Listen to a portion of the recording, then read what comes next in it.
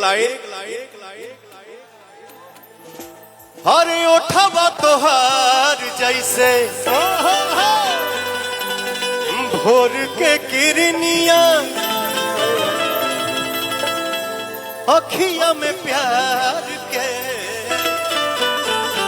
समाइल बा दुनिया। ओठवा तोहार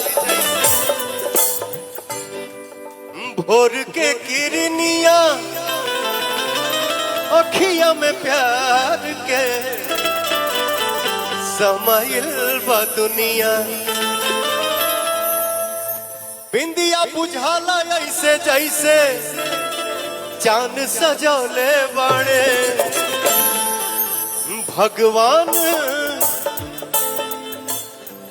भगवान बड़ी फुर्सत से तोहरा के। अरे बाबू बाबू,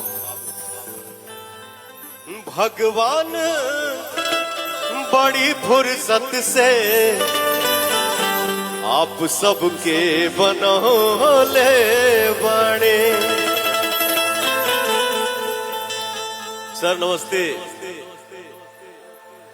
बहुत अच्छा लगा सर आप यहाँ पधारे, थैंक यू सो मच सर।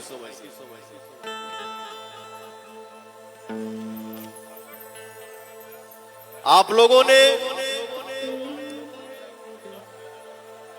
भोजपुरी एक सॉन्ग को इतना प्यार दिए, इतना साथ दिए, दे रहे हैं और मुझे लगता है कि आजीवन देंगे। कहा हो भैया?